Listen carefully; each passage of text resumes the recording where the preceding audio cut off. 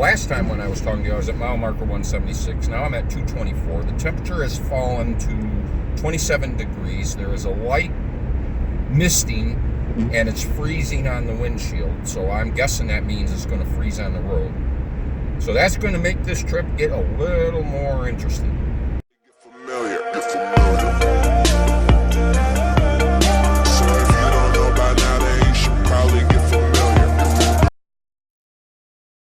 Hey YouTube, welcome back to No Redemption Outdoors. This is a Road Warrior version of Breakfast Club, because today we are making a day trip on business up to the Traverse City area. So it's about a 4-hour drive from where I'm at in the northern part of Metro Detroit, and we're going to make a trip up there, meet with a few folks, and then head on back. But I thought, hell, since we're going to be driving here, we may as well spend a little time together and enjoy the Breakfast Club. Unfortunately, I don't have any coffee. I may make a stop. If I do, I'll show you. But if I do stop, it'll probably be somewhere like McDonald's or something. We've been on the road now for a little over an hour. I'm not sure exactly where we are, but I can tell you I'm at mile marker 176 on northbound I-75, for what that's worth. So, Breakfast Club. We got a couple things we got to talk about, and we would absolutely be remiss if we didn't talk about the passing of Kobe Bryant. This happened a couple of days ago now. As you probably know, he was killed, and he and his daughter were killed in a helicopter accident. It sounds like maybe weather may have been part of it. I haven't really heard any of the latest news, but it really is a great loss. And you know, I think most people are aware that Kobe had some very serious legal issues and marital issues a few years back, and by all appearances, it seems as though he maneuvered his way through that and actually came out of it on the other side, a much better person. I've learned a few things about Kobe that I didn't know. One of them being his immense amount of charitable work that he does without any sort of fanfare, no recognition, without the press. He just does it, and that, to me, says that's a very genuine thing.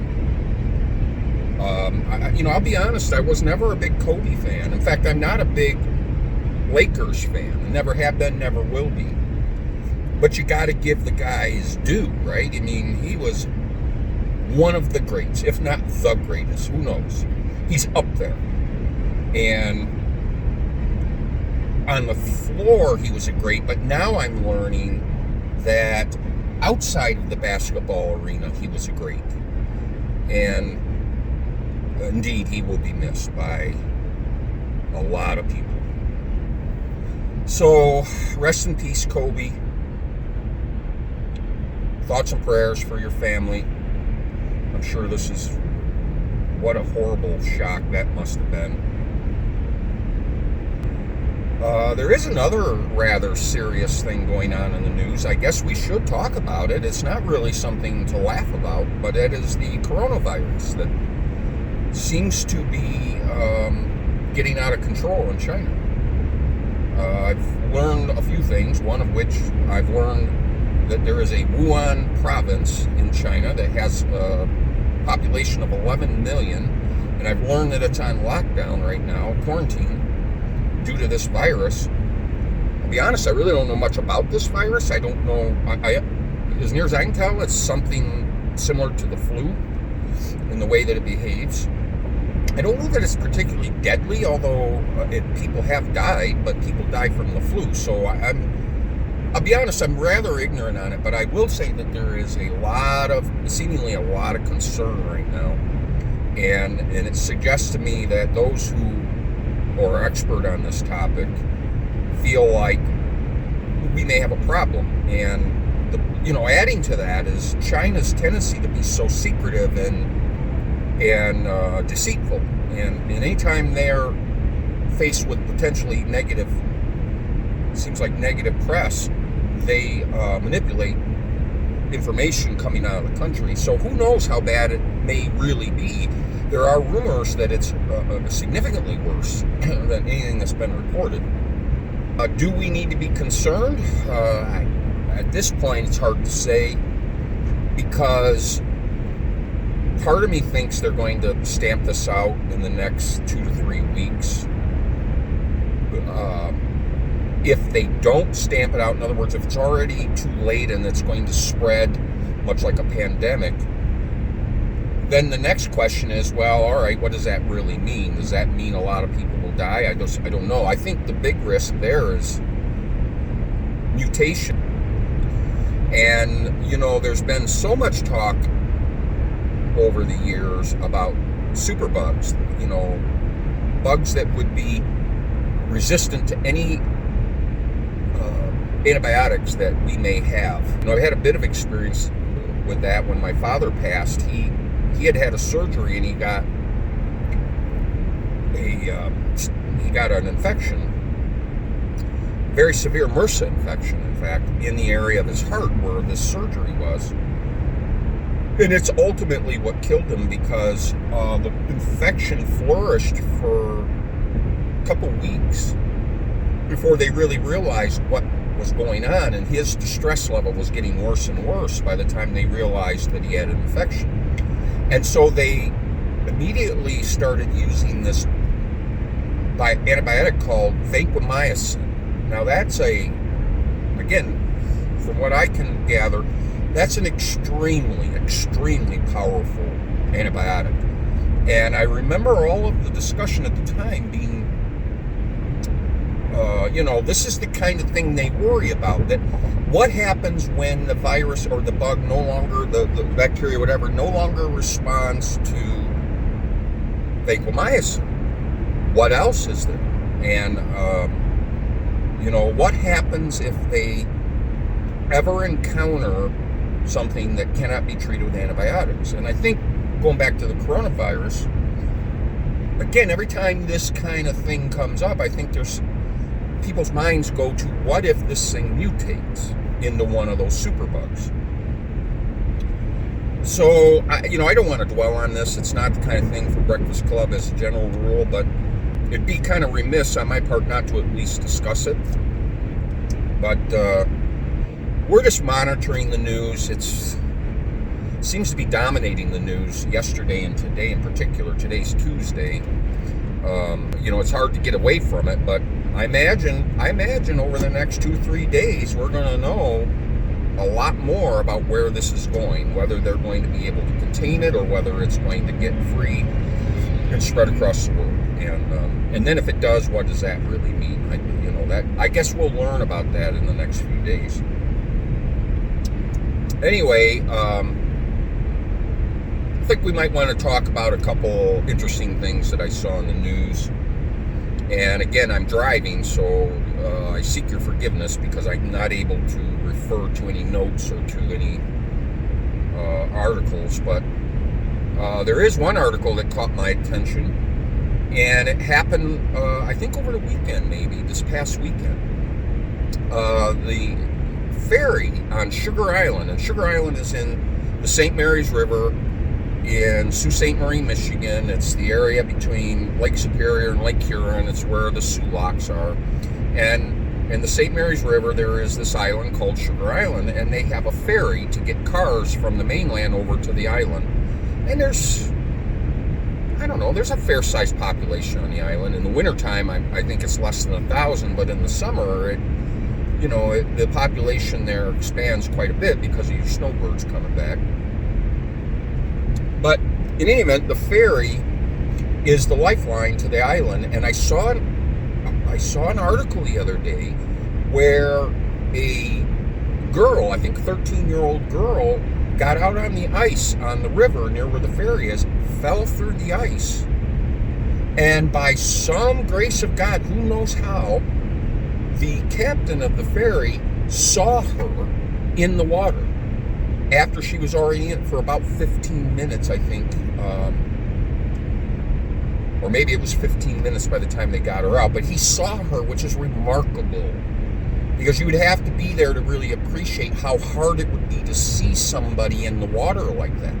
And the other thing you got to keep in mind is in this area of the river, the current is extremely powerful, and I don't know, I'm assuming from the way it was described that there must have been a ice cover across the river all the way across, kind of like an ice bridge, but because of the current there, it never really gets thick enough, I don't think, that you can safely walk across it. But from what I can gather, this girl whose bus didn't show up, or maybe she missed the bus, she figured, well, I can just walk across to the island, and maybe my folks can pick me up on the other side. And of course, she didn't make it.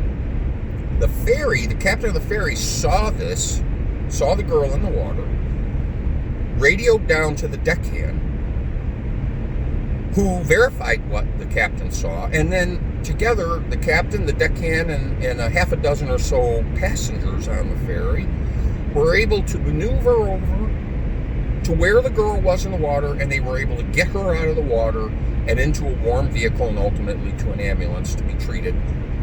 And words escape me. First off, you have to understand, again, this is a ferry. I've rode that ferry 500 times if I've ridden it one time.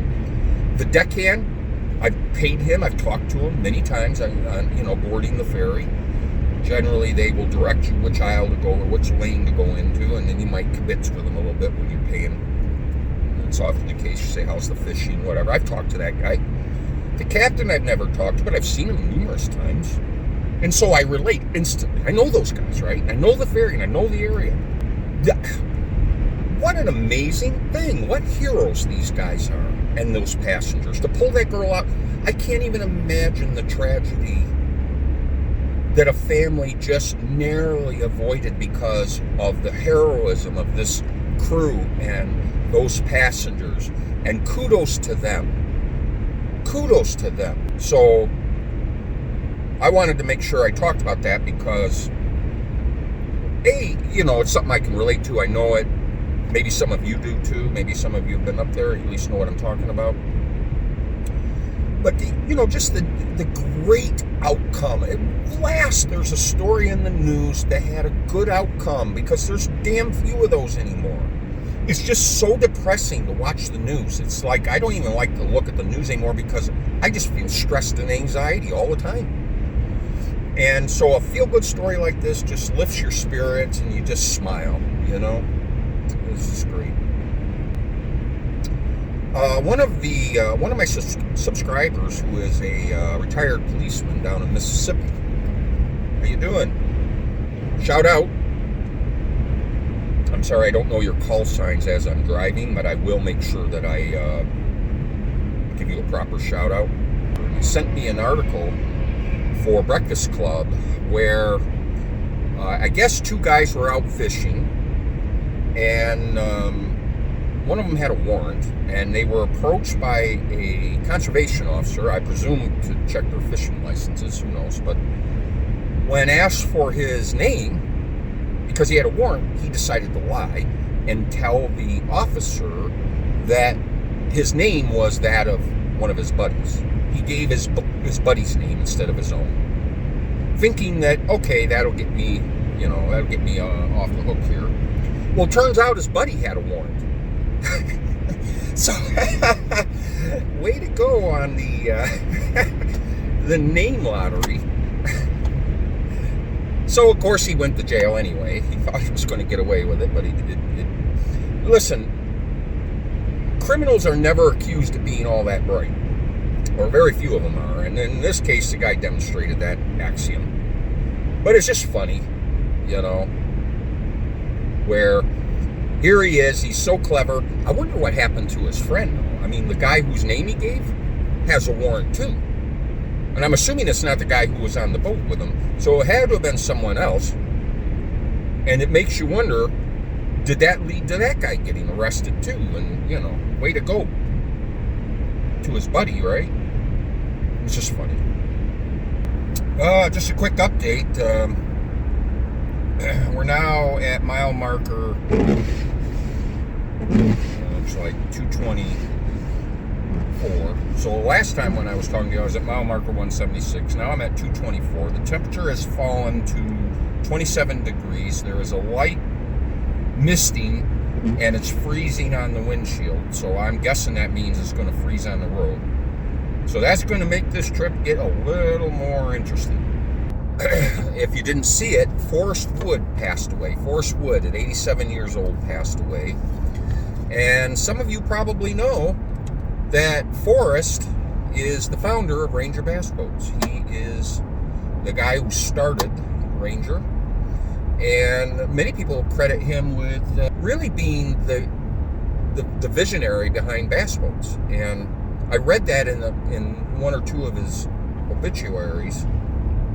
Now, I will tell you that I wasn't aware of that. I actually thought skeeter boats sort of drove the whole bass boat phenomena, and that Ranger, took it to another level. But from what I'm reading, he was instrumental in actually creating bass boats. So I don't know, maybe some of you guys know more about that. But I have to tell you, Forrest Wood has impacted a lot of people, including me, and I will tell you how. I was a kid, and as I've said many times in my videos, you probably have heard me say it more times than you can stand, I always went up north as a kid to stay with my grandparents at Sugar Island up in the Sioux. And of course, all I did all summer long was fish.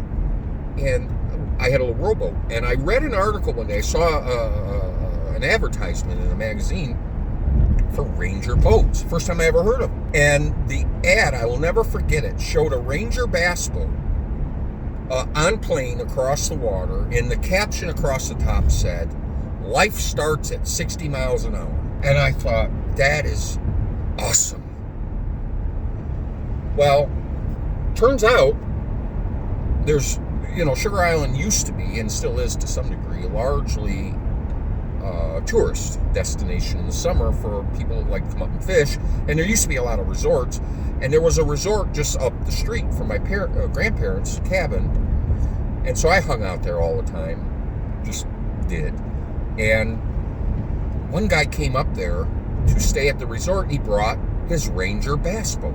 Now, mind you, I had just recently become aware of it. So I saw this boat at the dock. And I'm like, whose boat is this? And the guy, he was actually on the dock. He's like, it's my boat.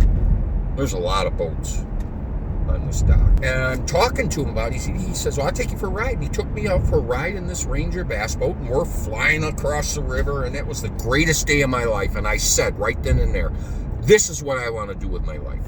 I want to be a professional fisherman. Well, that didn't happen. And I also declared that I was going to have one of those boats. And that never happened. I never did get a Ranger bass boat. I've had many boats. I even had a little offshore racing boat. I've had a couple of different runarounds. I've got a tracker bass boat now. Even got a kayak. But I never got my Ranger bass boat, and I never got to be a professional fisherman. So, Forrest Wood, tip of the hat, rest in peace. All right, well, that's about it, guys. This has been the Road Warrior edition of Breakfast Club. And I don't know, I think we had a good time hanging out today. Didn't have any coffee, I will say, but